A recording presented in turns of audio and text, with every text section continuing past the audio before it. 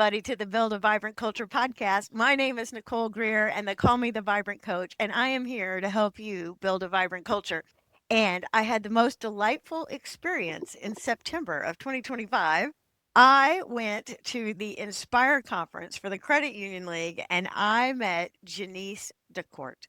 So let me introduce you to her. She is the president and the CEO of HealthShare Credit Union in Greensboro, North Carolina. She currently holds the position of treasurer on both the Vizzo, am I saying that right? Yeah. Okay, the Vizzo Financial Corporate Credit Union and the Carolinas Credit Union Foundation Board of Directors. So she knows a lot. She's been a lot of places, and she's going to download some major genius to us today. She chairs the Small Credit Union Roundtable for North Carolina and South Carolina, and she is a mentor to other small credit unions, providing assistance to improve operations and financial performance. With nearly 4 decades, which 4 decades, it's hard to believe, 4 decades of experience in the credit union movement, she holds a strong belief in the power of credit unions serving their communities. She is deeply committed to helping small credit unions grow, thrive, and most importantly, survive. So, welcome to the show, everybody. It's Janice. Hi, I'm great. How are you? I'm really good, really good. So I pulled up to the Ballantine Hotel. For those of you who don't know what the Ballantine Hotel is, but it's super bougie, and it's down in Ballantine area of Charlotte. And I pull up, and there's this little teeny tiny lady who is reading her notes. Okay. And she is so serious about what she's about to do. And she's about to give what they called at this conference a Tina talk instead of a TED talk because it was just all of us gals in the credit union business, right? And she is studying, studying, studying, but she stops what she's doing to say hello to me. And I think that's just such a testimony to who she is, right? So Janice, welcome to the show. I'm so glad you're here. Thank you. I'm so glad to be here. I'd just like to know a little bit about your background. How did you get to be the CEO and be on all these boards and be the person that conducts the roundtable? How'd that happen? It's a lot, huh? No. I'm very blessed, very fortunate. I started when I was 16. I was in Future Business Leaders of America in high school. Oh And my gosh. I know I ended up co-oping at a credit union. So I would take a couple of classes in high school and then I would go to work for this credit union and they paid me. I loved it. Loved it. So I've worked for credit unions ever since. Next year will be my 40th year. Oh my gosh. So she really did start when she was 16. So that's I usually a did. joke, but this is the I truth. know. It is. I That's love it. fantastic. And one day I worked for a very large credit union in Orlando, Florida. And then one day a headhunter called me and asked me if I wanted to apply for a CEO position at a very small credit union in South Florida. And I did that. And it was very scary because I left a very safe credit union I'd worked at to go work at a very small credit union. And I didn't know anything about anything. I was a lender, so I knew how to lend money. And when I interviewed, I told them, I said, I don't know accounting, I don't know finance, but I know credit union operations and lending. And they took a chance on me at 31 years old. So I became Yeah, the CEO at 31, and then the rest is history. right. So don't miss the message in there. Sometimes you have to take a chance on somebody who's got energy, chutzpah, get her doneness, right? So I imagine you were displaying all those behaviors. Oh, yes, yes. I know. And I would love to see a lot more young people have that, I don't know, tenacity about them, like the go get them drive, because Yeah. there's a lot of opportunities out there, especially in credit union land. Yeah, right. I've worked with folks who are like in lending and they lend to like farmers and ranchers. I've worked in the credit union biz with folks up here in the Carolinas and also worked with Bank of America. But what really is cool about credit union land is it's got this soft side to it I know. that's really not soft. It's more like we love you hard, right? If you're that, yeah. That is So we, so true. I'm going to steal that. We love oh you yeah, hard. that's Love right. your tagline. I love But that. yeah, but it's absolutely true. I mean, it's credit unions are all about community and taking care of the people, and they don't even have like customers, they have members, right?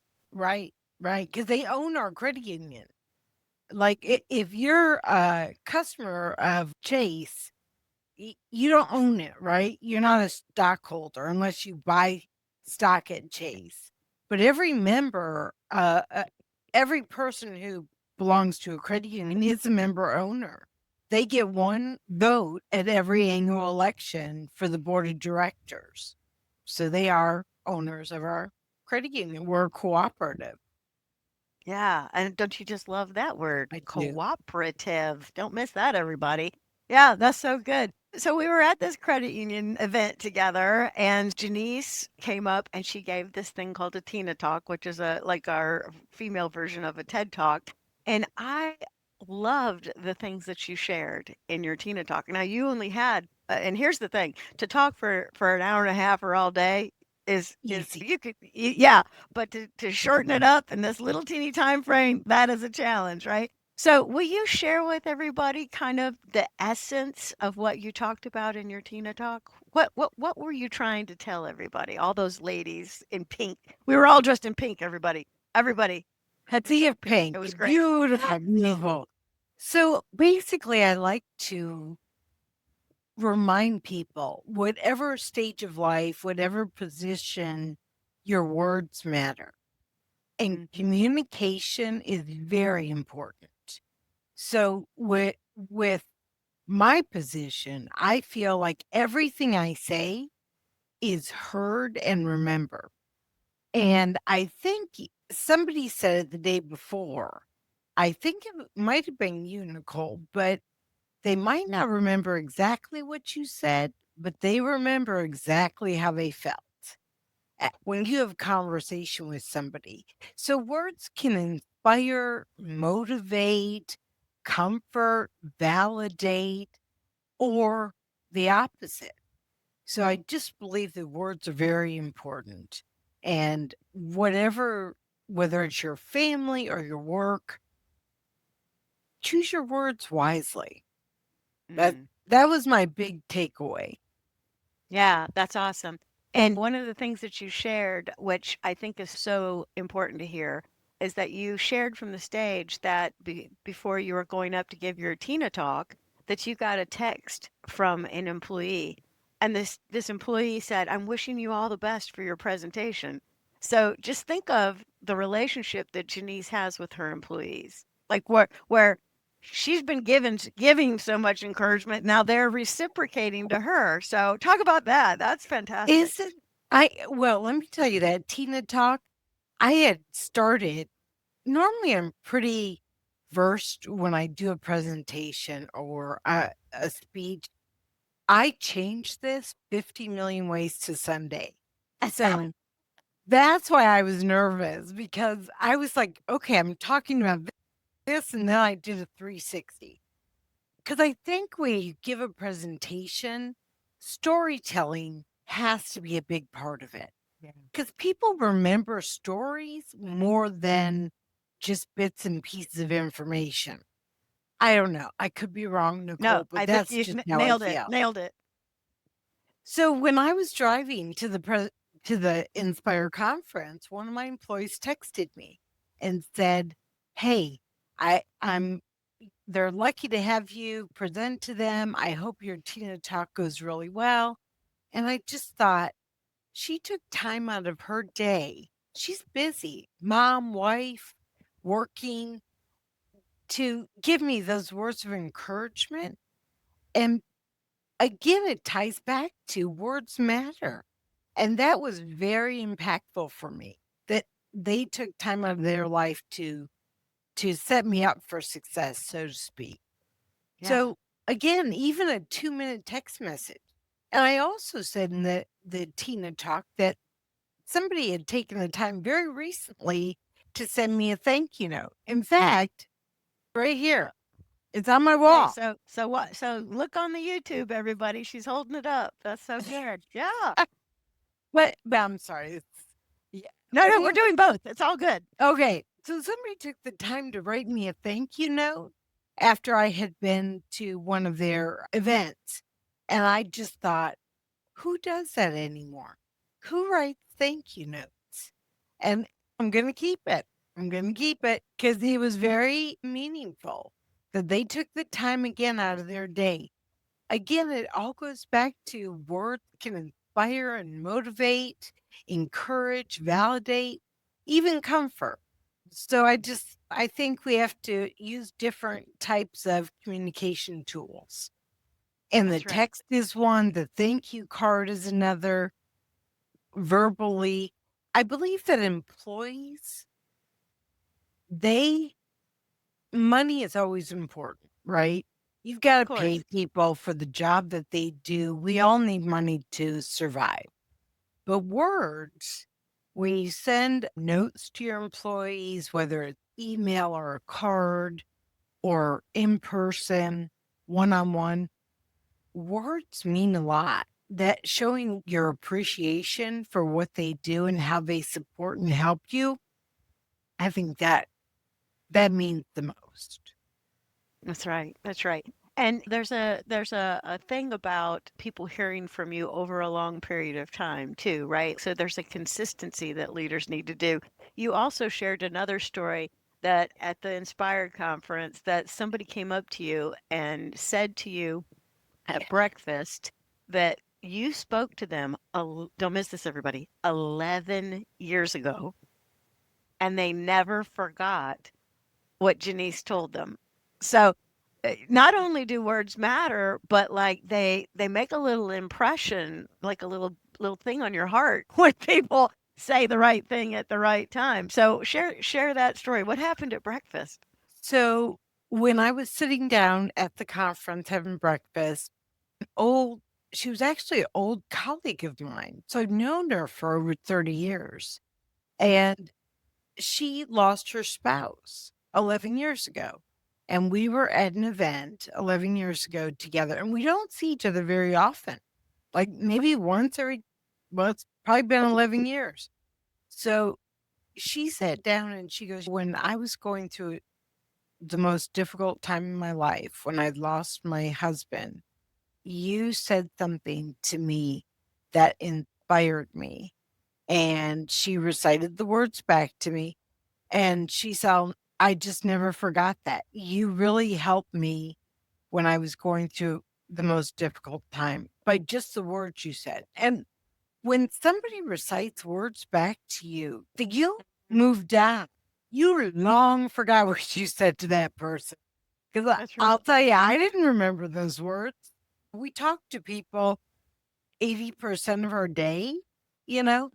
And so when she recited those and said that I helped her through such a difficult time, it meant the world to me. I just felt, wow, I, thank you. That meant a lot to me. So again, whether it's been 2 minutes or 20 years, people are impacted by what you say to them.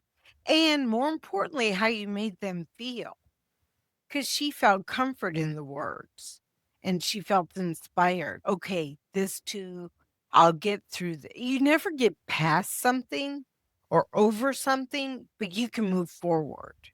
Like when you lose somebody who is a significant part of your life, you will never get over it. You're never going to, you'll get through it, hopefully, and you'll move forward. But that person will always be in your life and a part of your life. And so I just thought, and there was a Tina talk, not a Tina talk, a TED talk, an actual TED talk that I saw from a woman who lost her spouse.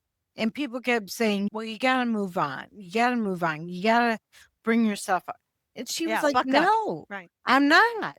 I'll never forget this person in my life. And she goes, I'm married now a second time. But my current husband knows that my past husband will always be a part of my life. And I Of think course. that's so true. When people tell you to move on or move forward, okay, I'll get through this, but I'm never going to get over this. But I'll get through it and I will move forward. But it's Yeah. just not easy. Right. And I think we won't understand on this side of heaven, but it's kind of like there's a lesson in there somewhere, or that person was your life to teach you something. And again, it was the words that woman exchanged with her first husband that probably shaped her and shifted her and helped her for that portion of her life, right? So Yeah. again, you treasure these things. And so there's three things that, you may have just not heard, but I heard when Janice was talking. So I want to make sure people don't miss this. She just said, I've been in the credit union business a long time, and I have this gal that I know of. We may not talk all the time, but we're both credit union people, and we go to credit union events, and we support the cause, the purpose, and the mission of credit unions. And so it creates this business family. And one of the things that maybe in Janice and in our generation is that we always went to networking events and to these conferences and to these things. It was like a joy. We're like, oh my gosh, we're going to the conference and we're going to learn something. But like you begin to create relationships so that you have connections from North Dakota to Florida to Winston-Salem to Charlotte. And so, all of you listening, what is the association that is part of your industry that you need to be at the event? So you find you a posse that is outside the walls of your business that you can call on, right? What don't hasn't that been so valuable to you to be in the Nicole, associations? and even more so, whether you're female or male, it doesn't matter. That's It right. it now I love the 2 conferences I just went to. You were at the Inspire, but right after I went to Savannah, Georgia, and I went to a conference called CULA, Credit Union Women's Leadership Alliance. That's only CEOs of $500 million or less in asset credit union leaders. And that was awe-inspiring as well, and the I'm connections and the sure. bonds. Me I know people from all over the United States because of these bonds and conferences and networking. So you hit the nail on the head, encouraging people, whatever industry you're in, to attend events. And I run a small credit union. I'm a working manager. Like I am doing loans, I'm doing accounting, I'm doing the finance, I'm doing the collections right now. Because unfortunately, my collector passed away. And so I do it all, but I still have to make time to get out of my box so that I do have these. When I have a question about something, I've got people I can text, call, and email. I have a network, and like you said, a posse. That's critical to my leadership. When I went to run my very first credit union, there's a thing called, I got there in January. There's a thing called the call report. It's a report that credit unions have to upload all this data. We have to upload every quarter to NCUA, our government regulator. So the banks are regulated by FDIC. Everybody knows that name. Well, we're regulated by NCUA. I didn't know how to get this info and all of that. So I had to phone a friend. This was a woman I had not dealt with in years. She and I worked at a credit union together. She left that credit union to be a CFO of another credit union. I called her and I said, Suzanne, where do I get this information for my call report? That woman took the time to help me go through all of this data so I would know where to get it from my financial statement and my core processor so I could get this done because it was already late. And if you're late, you're going to be fined. Oh, So it was a process. That woman, as busy as she was, took the time to go, okay, look here, look at her line item, bop, bop, bop. That's amazing. And it's not like she and I still don't have, I don't email, call her, but I guarantee you, if I needed something, she's now the CEO of that credit union. I could call her and she would help me. that's right. Because That's it's like the sorority, right? it We're in is. this together. Yeah. Once you're in, you're in. Exactly. And I Right, spent right. time mentoring small credit unions. So I will go out there, I'll visit their shops, I'll help them clean up books or whatever. But I've become a mentor for several small credit unions. It's just what you do. You help each other because we all want to not just survive, but thrive, right? Absolutely, 100%. Yeah, and so here's the second thing, Janice just emphasized it again, but I don't want it to go past you. Everybody that works inside the building you work in, and who everybody who's working remotely or have it all looks at your place, everybody's on a feeling scale. And so this feeling scale, the very tippy top of it is like euphoric, right? Like it's the best I can feel. So like when Janice finally sent off this report, she felt euphoric because she's, oh my gosh, I just learned how to do that. I got the sucker done and woo, I dodged the bullet or whatever. Right. And then at the bottom of the feeling scale is a very ugly feeling, but it's true. It's called suicidal. And then there's all this stuff in between, like worried, anxious, fearful, right? And the whole gist of your Tina talk and what we're talking about today is that words matter. And she calls up this gal and says, listen, I got to get this dang report done. And I bet you her words were like, no problem. I, Yeah. Yes. right, I was so right, grateful that she right. picked up the phone, number one.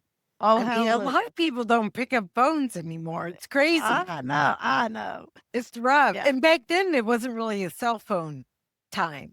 So yeah. she picked up the phone, she helped me, and I'll always be grateful for that. And she's an amazing leader. Yeah, yeah. And I think the other thing too is I'm always teaching leadership and doing leadership training and that kind of thing. And being available, being open, Huge, and having this like willingness is essential. huge, Yeah, so good, huge. so good. Yeah, and you said also in your Tina talk is that how did you feel yesterday when you received the compliment, right? You received a couple compliments at the Inspire conference after you gave your Tina talk, and you've been doing this as you've shared. I've been doing this a long time, but still, you're the CEO. You mentor other people, but people give you a compliment, and it still brings a tear to your eye. What do you think's happening there? I don't know. It's crazy. No, so I had two, it was a great session. And we had to compliment somebody, and they had to give us a compliment. So I had a couple people come up to me and compliment me on different personality traits, things about me. And whether or not they meant it, I don't care, Nicole. I took They I meant it. received it. I received it. I held it. I hugged it. But it did. It brought tears to my eyes because the words that they said were just joyful. They impacted me. They made me feel very good. And like I said, I'm not really that I'm emotional. Like I have a very high personality. I don't get down very often. But when somebody compliments you like that, it really makes you feel good. And it wasn't a generic compliment, right? Oh, I love your outfit. Oh, you look great today. Oh, thanks for making me laugh. No, these were very specific compliments and about who I am. And I took those and they brought tears to my eyes and I loved it. Who doesn't love Yeah. getting a great compliment? Right, right. In the work that I do, I teach people all the time to give feedback. And sometimes when people hear that, they're like, oh, like correction. And well, that's part of it. But there's an old book. I bet you, Janice, you read it because we all read it in our back in the day. And it was called The 1 Minute Manager. Yes, great book. Yeah, right. And so pull that thing out, everybody. Get a used copy for $1.99 and get it sent to your house. But the 1 Minute Manager, one of the things it says in there is catch people doing things right. And so this idea of giving a compliment or what I call a celebratory C3, there's a little recipe I have. I'll just share it real quick. Get your pens ready.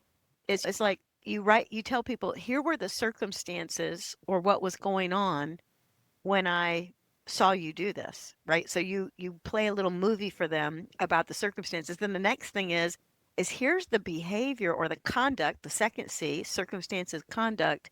And then the third thing is it is the consequences that kind of behavior has in the workplace or on me personally. You can give a really nice little piece of feedback. 11 years ago, when we were at this conference, you came up to me, you sat down with me, you showed me empathy, you shared kind words with me, and consequently, I've never forgot it. Right? That's a Absolutely. great piece of feedback, right? A and what I also do is, you know how sometimes getting called to the principal, the manager's office is, "Oh, no, what did I do wrong?"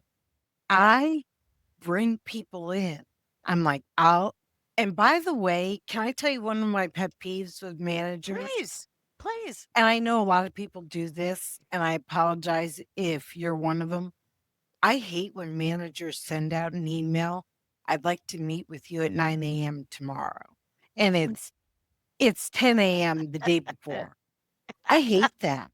I think that is so torturous to people. I I'm like, agree. if you're gonna meet with somebody, just say, "Boom. All right, do Don't you give have my 5 give me minutes?" talk. Yeah. Don't torture them for a whole 24 hours about it because they don't know. Or if you have to prepare them, say, "Hey, I want to meet with you about X, Y, and Z." Okay. And would 9 o'clock tomorrow work for you? Let them know. Give them a heads up about what the meeting's about. Anyway, I'll get off my soapbox. But that is a pet peeve Oh, of mine. I think you're right on. I mean, write that down, everybody. And here's the thing too, is that when you're gonna do a celebratory thing, you can say, I want to talk about your success on Project X, right? But if it's something corrective or constructive, it's important to actually do that feedback really quickly too, right? Yep. And not wait 24 hours. If something wasn't so hot today at 10 o'clock, let's get it done before 5 o'clock today But so that you can move it forward. I'll call people in and just say, "I just want to let you know." And they're like, "Oh no," they're scared, right? But I give them a compliment. I tell them something that they did great because I don't want people to perceive being called into my office as a negative. Does that make sense? Right. So Oh, I'll call, 100%. I want them to know I see what you're doing positive and I want to recognize you for that. Again, it goes back to the words can inspire and motivate people. Oh, Now, 100%. sometimes I do have to call people in and say, "Okay, I noticed this, this, and this." And it may be not the most positive conversation, but I also, as a manager, feel like you've got to address issues quickly and swiftly. I Like, you agree. cannot let something fester because if you do, it gets way bigger than it ever needed to be. And I think managers have issues confronting employees and addressing problems. And I I feel agree. that's the worst thing you could do, Nicole. You've got to, when you see an issue or behavior that needs to be addressed, just do it like you said, swiftly, quickly. Let's talk about this. Yeah. And here's the thing about these people who are doing these things you don't like. They don't know 90% of the I time. know. 90% of the time. They're out to lunch. They have what we call a blind spot. They're like, "Oh, I didn't realize." And so most times when you correct them, they're like, "Oh, I didn't know." And you're like, I "Okay, got well, it. I just wanted you to know. So now you know." Right. Exactly. I know. I agree with you 100%. They have Yeah. no idea. And once you Right. address it, it it's good. They get it. And then sometimes if you see they corrected the behavior, I bring them back in and Right. I praise them. I'm like, "Oh my gosh, I saw that you did this.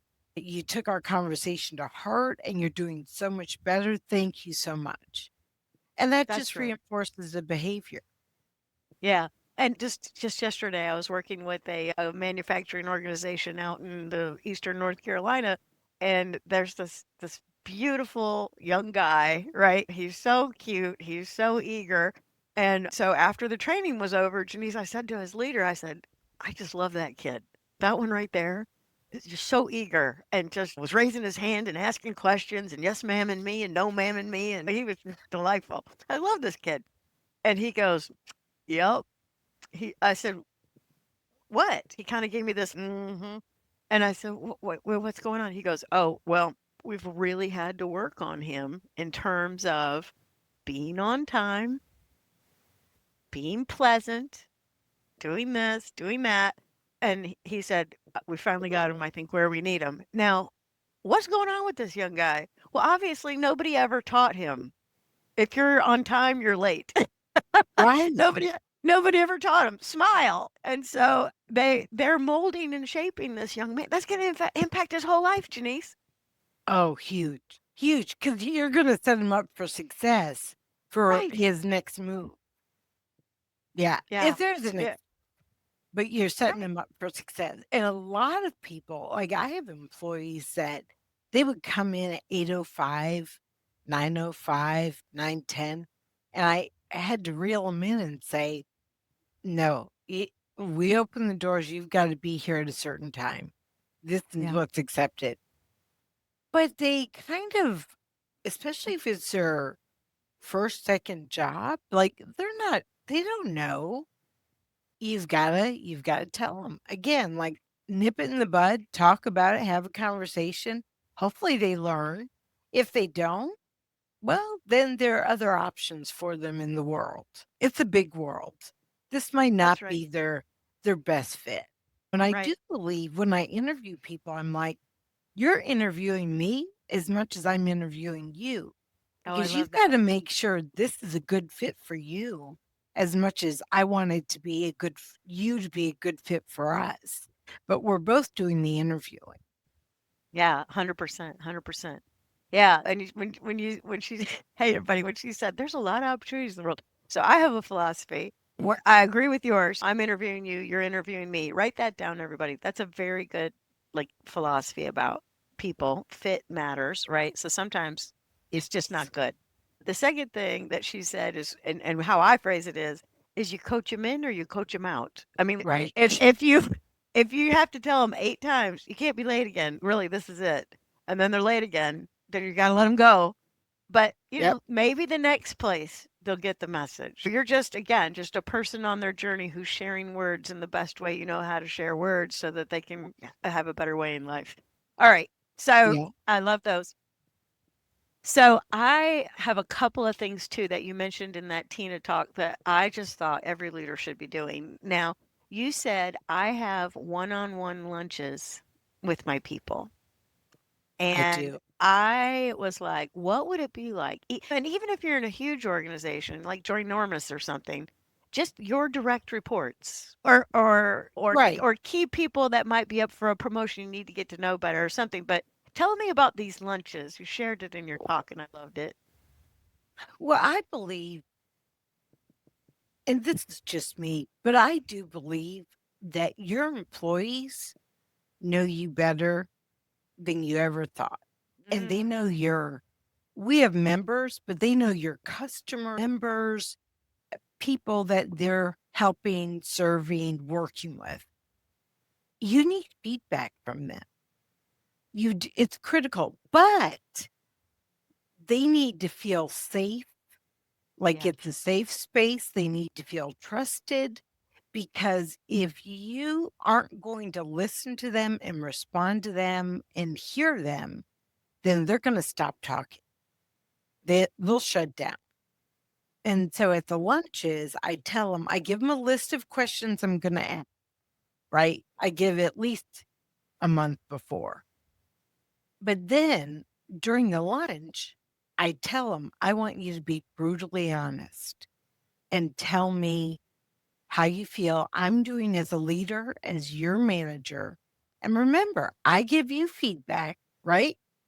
I want the feedback. Because when I give feedback, I give positive and negative. And I know we don't like to use that word, but I tell them what they could do to do better, to be right. better. I think feedback is important, both Mhm. good, bad, and ugly. So I said, this is your chance to give me that feedback. What could I do better? and I have a notebook. And so when I'm at the lunch, again, I know we're talking, but I'm showing you my notebook of feedback from the Yeah. lunch. So I take notes and I follow up on those notes. So during the one-on-one lunches, they are brutally honest. I'm actually very lucky. My employees will walk in my office and go, "Let me tell you, we need to fix this. This is not right." I love that I have it. My COO says they're too much sometimes. And I'm like, "You can never be too much. Let me have it. I need to know where our problems are so we can try to fix them." So I love that I have very outspoken vocal Right. And that's just called people. candor. They're just being Yes, candorous. I Yes. love it.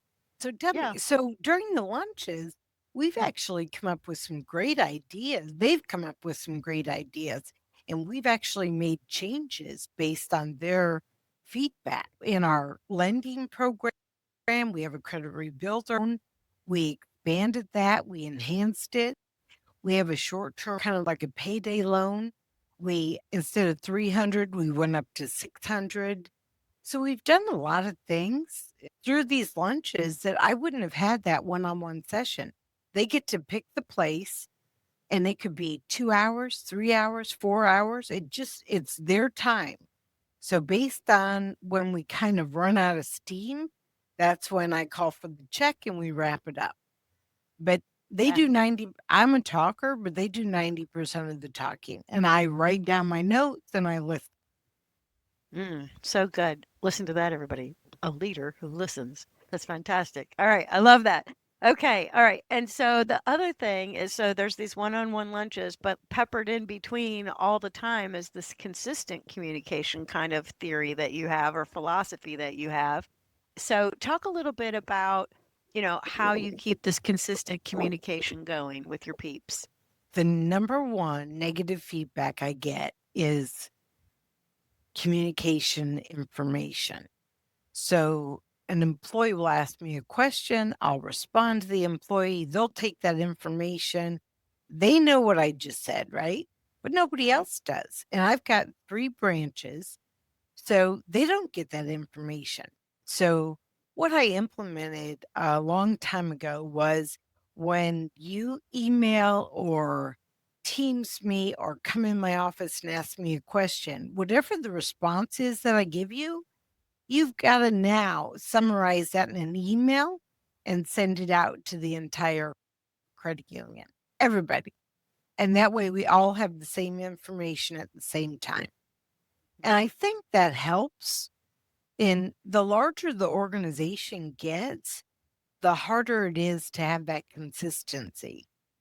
And so they also now they send emails to everybody saying, "Hey, when you're looking up a debit card dispute, look for this, this, and this. And don't forget to make sure this didn't happen." And so now they just shoot each other emails with different types of tips and tricks so that we're all kind of on the same page. But communication is real time. And you've got to be able to, as a leader, disseminate that information and not inundate. So I don't want to be confused. You can't send out 50 emails about different or conversations. You're going to stop reading them. Right. They've got to be relevant and they've got to have good information that's needed. If that makes sense. You can't inundate. And I also feel that leaders, sometimes employees are like, well, they make all the big bucks. What are they doing all day? They're just sitting there twiddling their thumbs, That's ordering right. lunch. I, I think it's important for you to also let your employees know what you're working on. Like after a Mm, board meeting, send out an email saying this is what the board meeting highlights are. Or I send out an email saying, "This is what I've been working on." We have monthly staff meetings where we all come together and I kind of go over, okay, just so you know, this is what I'm working. It doesn't take more than 5 seconds out of your day, but letting your employees know what you're working on, I think helps. Sets the tone that, okay, Janice is working on this, this, and this. Okay. And it just sets the tone so they don't think I'm in my office eating bonbons and watching soap operas. So Yeah, I do that.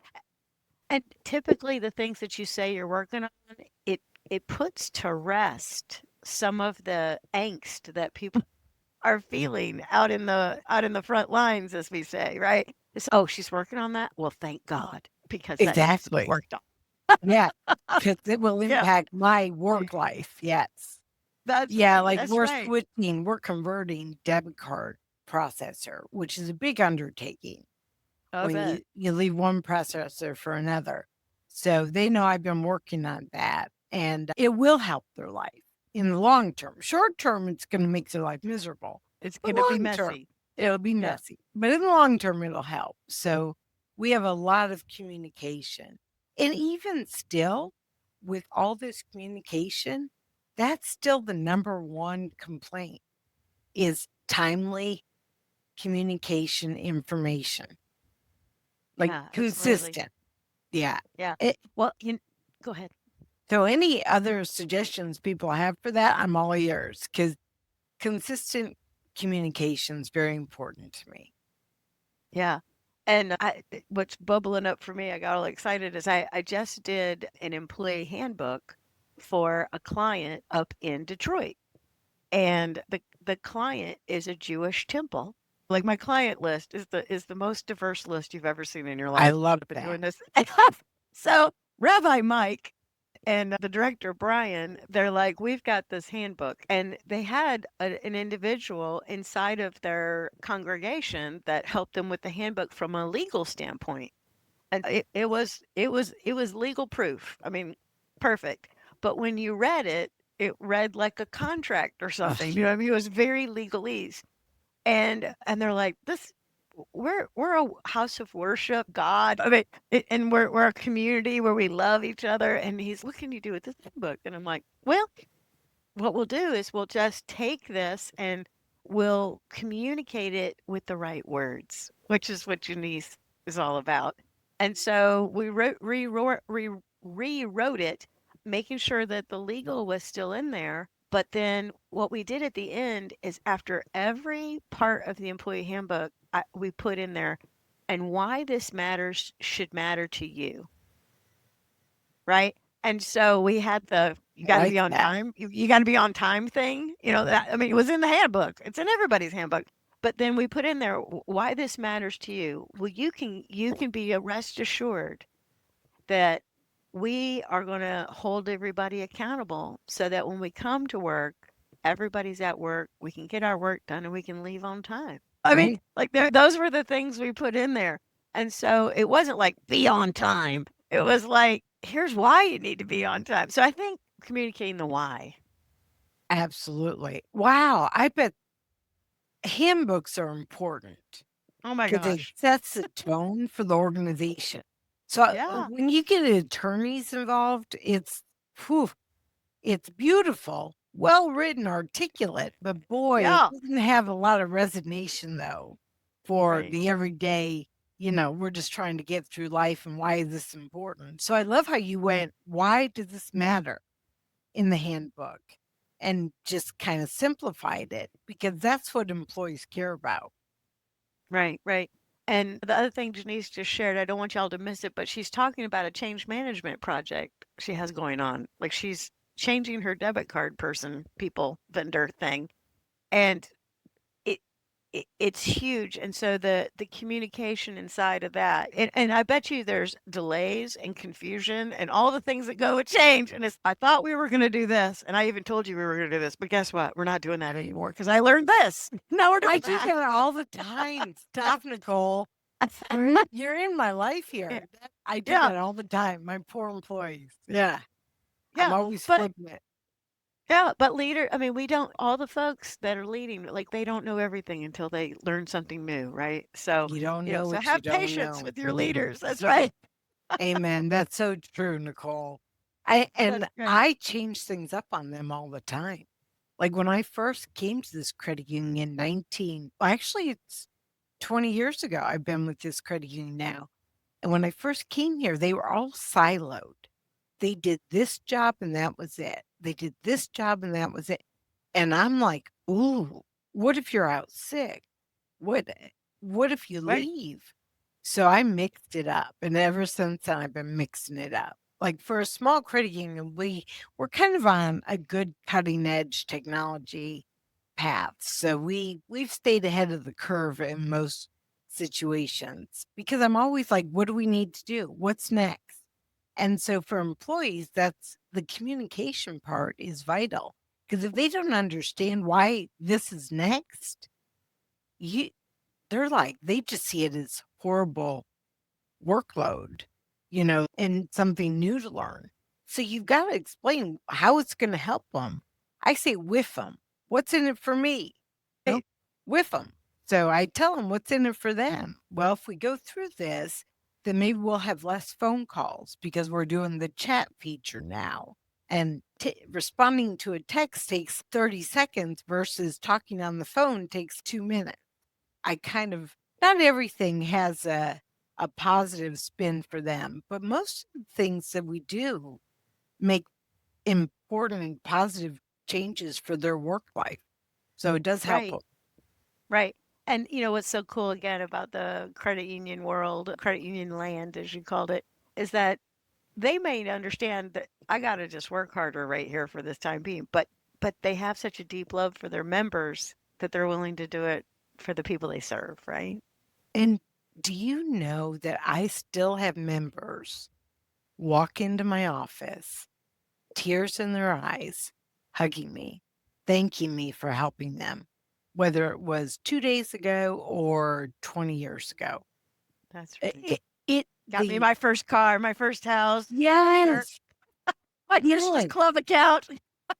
Oh my gosh, and we do these scholarships for high school seniors that started October 1st, and, Oh, we get a deluge of people, and then I have the recipients from the scholarships come back 15 years later telling me what they're doing and how it helped them. I mean, it just right. really everything we do here makes you feel good. It does. You're helping people. Like, we deal with a lot of medical, and when I have medical issues, I count on them. They know what drugs, what tests, what to do, say. That's not my wheelhouse. But when they come here, we want to make it so that we help them start to finish. And, and when you're dealing with money, it's personal, it's important. And Oh, yeah.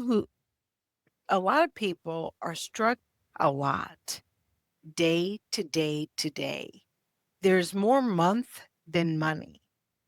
And we want to be able to help in whatever way we can, whether or not that's just with budgeting and financial counseling, or whether it's actually like refinancing a car loan to a lower interest rate and a lower payment that gives them more money in the month. So helping people is why I've been doing this for almost 40 years now. I feel good. I sleep well Well, at you night. should. You should. That's so good. All right. Well, how could you find Janice if you want to talk to her? Go work for her. She can be found on Facebook and go to facebook.com/Janice. Let me spell her name for you. Genice dot DeCorte, DeCorte. She's on the Instagram. And then, of course, she's on the LinkedIn, which is where you should get up with her. And then, what is the website for your credit union? Will Gr- you share that with us? It's HealthShare cu.org. So health and share cu for credit union.org. Fantastic. I Fantastic. would All love to right. have anybody reach out and just give feedback and we'll have a conversation. Yep, that sounds great. All right. Well, Nicole, I you've know. been wonderful too, by the way. Your Aw. presentation at Inspire knocked my socks off. It was so good. So, anybody who is looking for that motivational powerhouse, they've got it in Nicole. She is one of a Oh, kind. Oh, you are so sweet. Ah, well, I have had so much fun chatting with you. Hey, everybody, will you do us a favor? It takes 1 second. Go down below wherever you're listening or watching and click on the little like. Leave a little love note for Janice, which you thought she said was fantastic. That will help the podcast. That will help Janice. And your words matter. That's what we've been talking about this whole thing. So, Janice, I'm so grateful for you being on the Build a Vibrant. Let me say it again. Build a Vibrant Culture podcast. I'm grateful. I am too. Thank you so much, Nicole. I hope you have a wonderful week.